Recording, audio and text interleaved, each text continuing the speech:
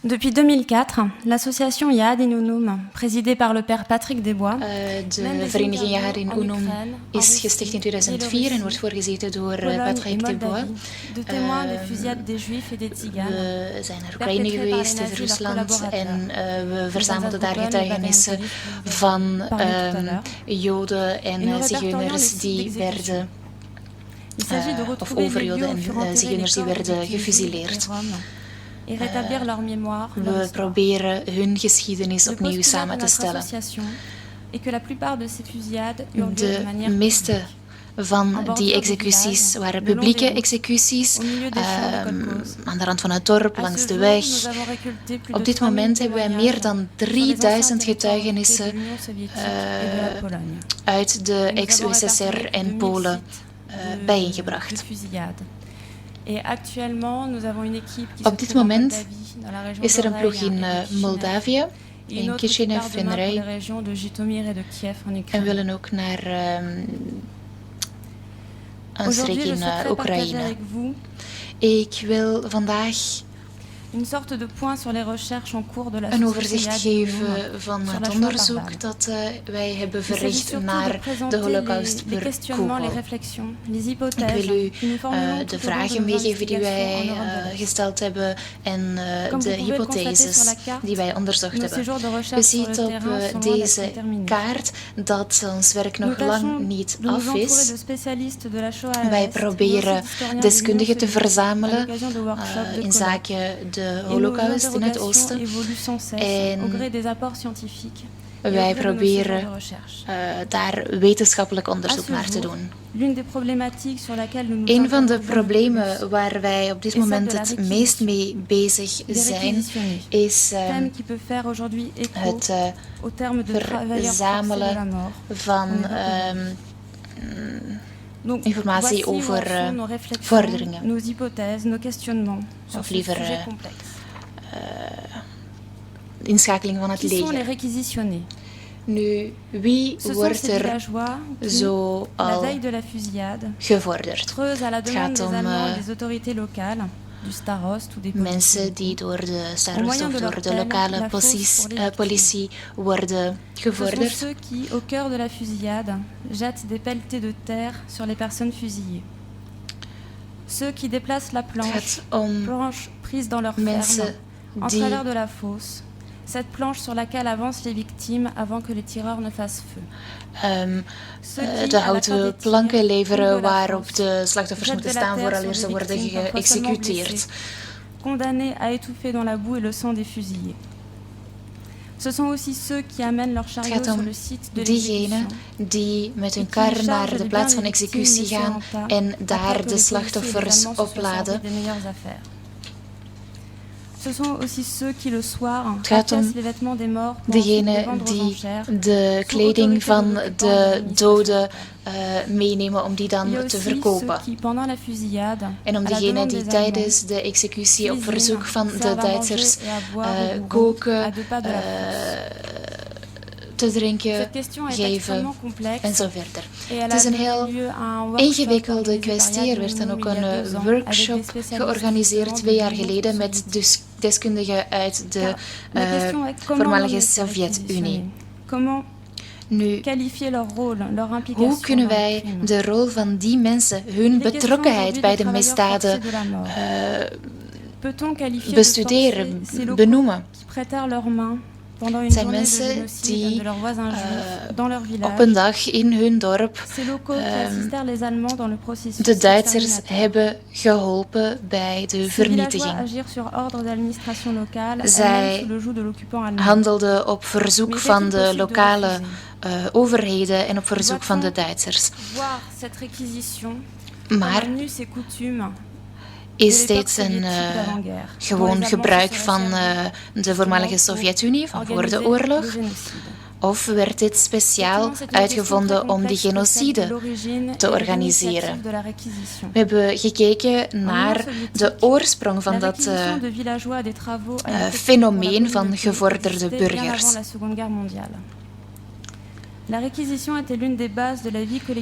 De vordering werd gezien als een dienst voor de maatschappij.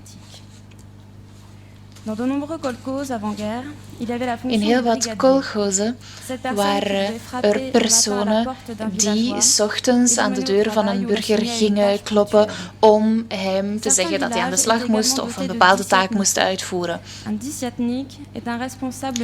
Ze hadden ook disnieks. Dat waren mensen die verantwoordelijk waren zo voor 10 huizen. En zij moesten dus boodschappen doorgeven aan de 10 gezinnen waarvoor zij verantwoordelijk waren. Zij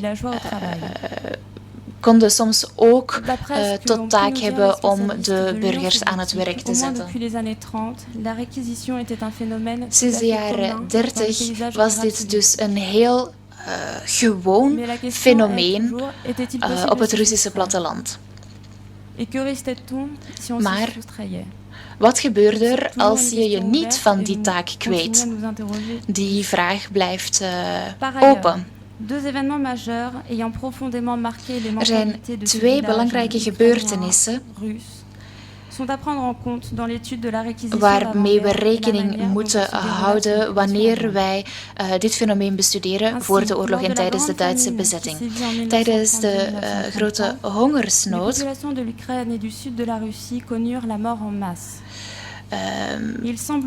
hadden Rusland en Oekraïne te kampen met massale sterfte.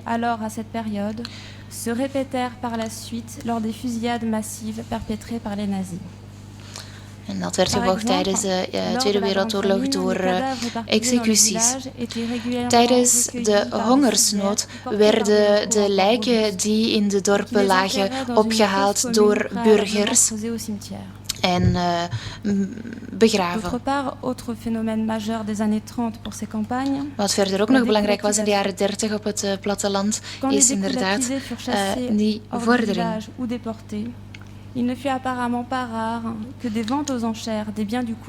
Als iemand uit het dorp werd verdreven, dan werden zijn bezittingen vaak openbaar verkocht.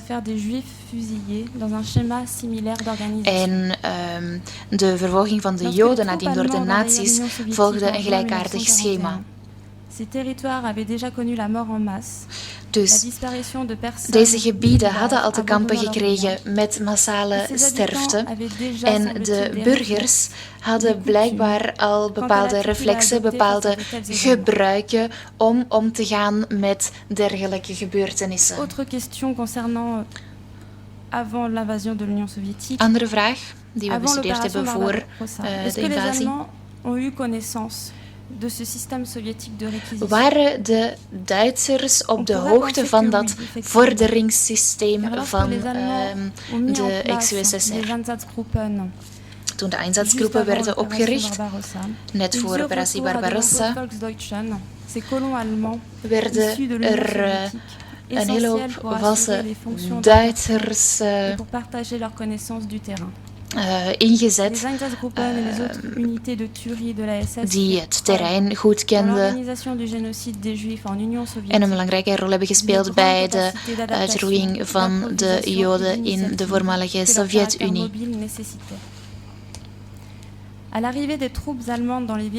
Toen de Duitse troepen aankwamen in de Russische dorpen, werd een persoon aangeduid die de orders van de Duitsers moest doorgeven.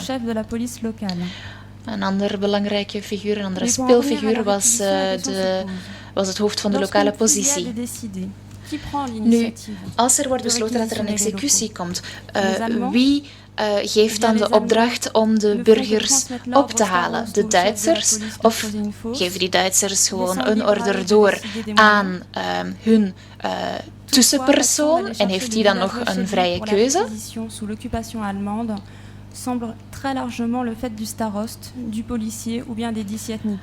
Heel vaak wordt er heel wat verantwoordelijkheid overgelaten aan die tussenpersoon.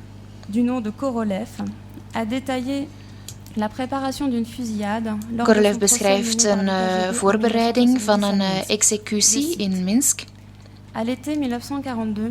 In de zomer van 1942 et le chef de la police, hebben het hoofd van de politie et d'après moi quelques collaborateurs du SD de Baranovici arrivèrent en véhicule à Snov, où les deux derniers m'ordonnèrent de me préparer à partir et de les mij gevraagd om me voor te bereiden en hen te vergezellen. Se déroulait le soir.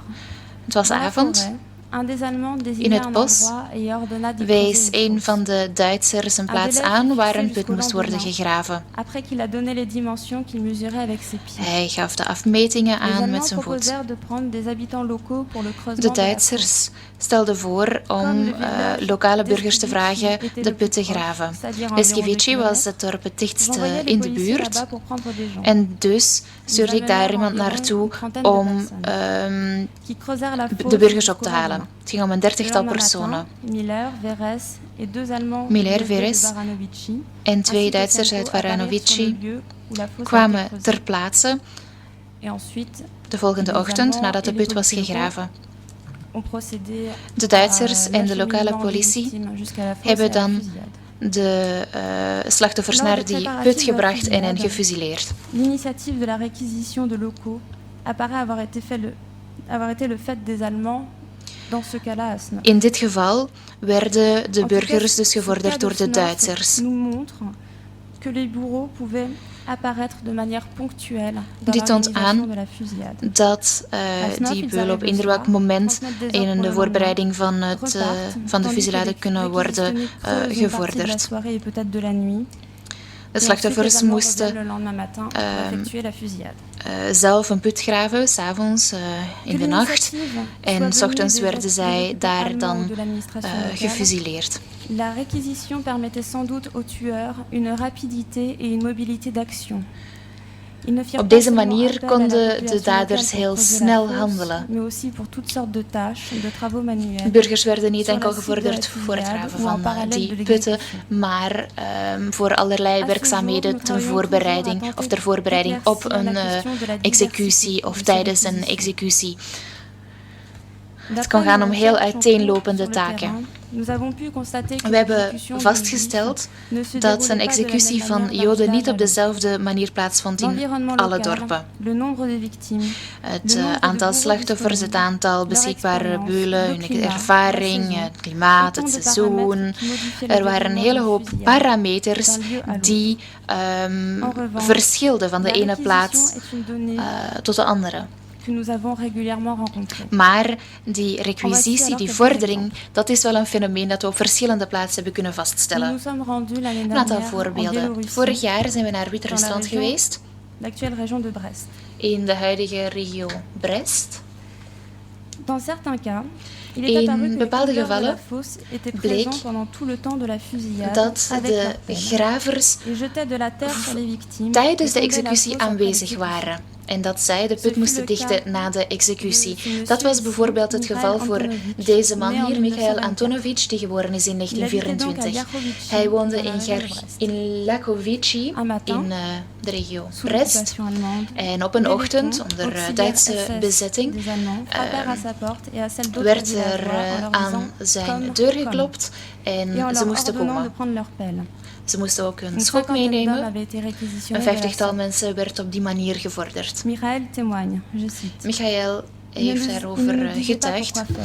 Hij zei dat ze niet zeiden wat er ging gebeuren. We gingen gewoon mee omdat we bang waren dat we zouden worden gedood.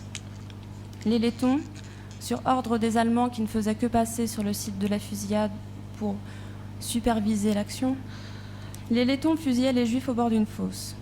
Le témoignage de Michael se poursuit. De slachtoffers werden aan de rand van een put neergeschoten. Puis on plaçait le groupe suivant et ainsi de suite. Dat was de eerste groep. Dan volgde een tweede groep, een derde groep, een vierde groep. Na die vierde groep geëxecuteerde dichten wij de put. Michael heeft zo de volledige executie gezien, meegemaakt.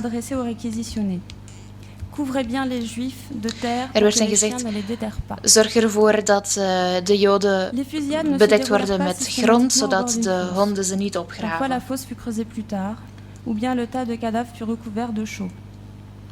Dans les cas présentés, les policiers locaux et l'administration de lokale politie en de lokale overheden hielden zich bezig met het bergen van de lijken. Ainsi, à Kislavici, dans la région de Smolensk, Anna Alexandrovna, née en 1928, Anna Alexandrovna is geboren in 1928 en zij maakte de executie mee van de Joden uit haar dorp aan de rand van een ravijn.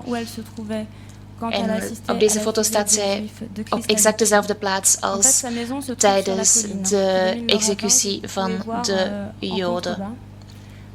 Là où se trouvent les arbres. Et elle a entendu les tirs, en fait. Ze hoorde de schoten. Les quelques mille juifs du village. Er waren een duizendtal Joden in het dorp die werden bijeengebracht door de lokale politie in een soort kloof die we hier niet kunnen zien. Een kloof met slechts één ingang. Een doodlopende kloof dus. Seulement 2 Allemands se sont mis à l'entrée. 2 Duitsers stonden aan de ingang van het ravijn met mitrailleurs om ervoor te zorgen dat de Joden niet konden vluchten. De lokale politie stond in de heuvels ook gewapend met mitrailleurs. En op die manier werden de Joden in dat dorp geëxecuteerd.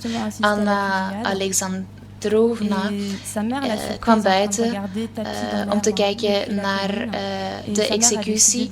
Haar moeder vond haar terwijl ze naar de executie aan het kijken was en bond haar daarna aan het bed zodat ze niet meer kon ontsnappen, maar haar broer heeft haar losgemaakt en samen zijn ze dan verder gaan kijken naar die executie. Dus de Joden werden vermoord met mitrailleurs en de lijken gewoon opgestapeld. Door de vreselijke stank vorderde de politie enkele dagen later burgers om de lijken te begraven. Maar die doodgravers waren niet de enigen die gevorderd werden.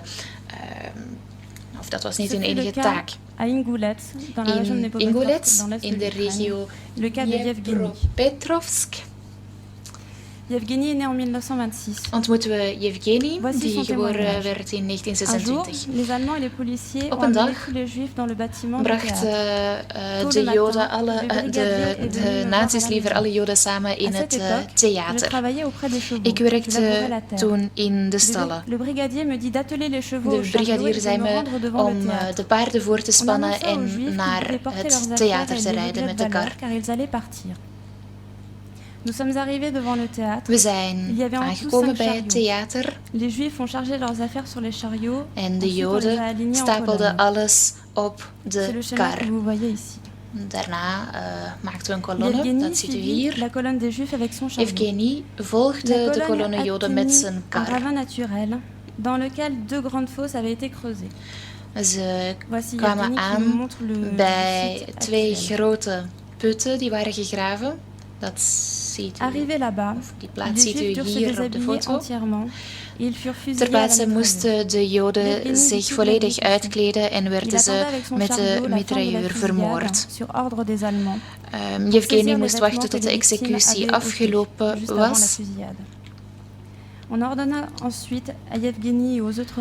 En daarna moesten hij en de andere gevorderden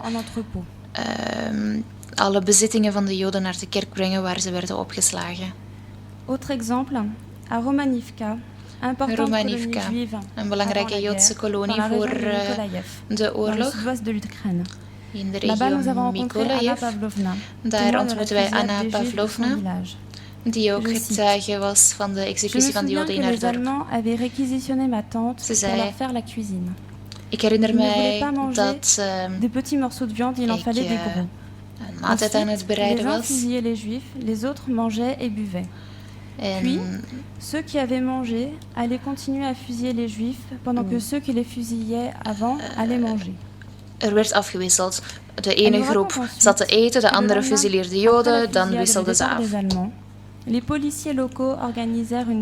De lokale politie heeft de spullen van de vermoorde Joden vermoorde, exilieerde spullen van de vermoorde Joden verkocht. Dans chaque classe, il y avait des choses différentes. Dans l'une, il y avait des vêtements de femmes. Dans l'autre, des vêtements d'hommes. Ze werden verkocht op school. In iedere klas lagen andere spullen. In het ene lokaal lagen vrouwenkleren, in het andere lokaal mannenkleren. Er werden mensen gevorderd om alle spullen te verzamelen. Het was een heel het was een groot dorp waar veel Joden woonden en de huizen van die Joden werden helemaal leeggehaald. Alle spullen werden eruit gehaald door dus mensen die gevorderd waren door de nazi's. De executies gingen ook gewoon door terwijl de huizen van de inwoners, van de Joodse inwoners, werden leeggehaald. De Joden werden gefusilleerd en in gemeenschappelijke in massagraven geworpen terwijl hun spullen werden verkocht. Evgeny, die we eerder al zagen, die georderd werd om de spullen van de Joden te vervoeren met zijn kar. Zei ook dat die kar werd gebruikt gewoonlijk om onder meer meubels te vervoeren. Hier wordt dus de kar een ander doel toegekend. De ene dag is het een kar waarmee de spullen van de Joden worden vervoerd. De andere dag is het een kar van de kolchos. En dit maakte deel uit van het leven in die Sovjetdorpen. De executies bleken georganiseerd te worden door de Duitsers en door hun medewerkers, onder meer de lokale politie, maar op een heel geïmproviseerde manier. Zij maakten gebruik van de middelen die ter plaatse beschikbaar waren. Planken, karren, wat dan ook. Die vorderingen speelden een heel belangrijke rol bij de uitroeiing van de Joden in de voormalige Sovjet-Unie. En dan vooral op het platteland. Op deze manier waren de doodseskaders heel erg mobiel, want zij hadden handlangers op die manier eigenlijk in ieder dorp waar ze kwamen. Handlangers die het vervoer verzorgden, die kookten. Et le manque de temps dont ils disposaient pour effectuer une fusillade dans un village en une journée. De la veille au jour de la fusillade jusqu'au soir, la journée génocidaire dans les villages que je vous ai présentés. Ze werkte de vooravond van de executie, de nacht, de hele dag van de executie. Leur quartier dans la ville proche. Les villageois achevaient de combler la fosse sous le regard des policiers. En nadat de beulen waren teruggekeerd naar hun dorpen, probeerden de burgers verder de doden te begraven. Mais nous continuons toujours à nous interroger. We vragen ons nog steeds af wat precies het statuut was van die gevorderde burgers in de Sovjet-Unie voor de oorlog. Nu, werden die burgers echt gedwongen? Dachten ze dat ze gedwongen werden? Wisten ze waartoe de putten zouden dienen die zij groeven? Of herhaalden die ze gewoon handelingen die ze gewend waren, putten graven, wat dan ook. Ging het gewoon om een aantal heel dagelijkse handelingen. Handelingen die op een dag van een executie een ander doel kregen dan gewoonlijk. Werden zij vergoed voor hun werk? Kregen ze bijvoorbeeld een jas of een paar schoenen van een van de slachtoffers? Dat zijn vragen die nog steeds open blijven. De executies in Wit-Rusland, Rusland speelden in op het rurale karakter van de omgeving. De plank die gebruikt werd voor de executie werd nadien gewoon opnieuw gebruikt in de schuur. Het leven ging gewoon verder, alsof die Joden op een bepaald moment gewoon verdwenen waren. Er bleef gewoon geen spoor meer over van hun aanwezigheid in de dorpen. Sur laquelle nous ne cessons de formuler des hypothèses. We kunnen over dit fenomeen tijdens de genocide enkel gissen. On peut se demander si, sans l'implication de ces réquisitionnés, zou de genocide van de Joden en de executie van zigeuners zonder hulp van die gevorderde burgers wel zo snel hebben kunnen verlopen? Was het dan wel zo makkelijk geweest? Dat is een vraag die wij ons voortdurend stellen bij ons onderzoek. Dat is een vraag die nog steeds wordt onderzocht door onze ploegen ter plaatse.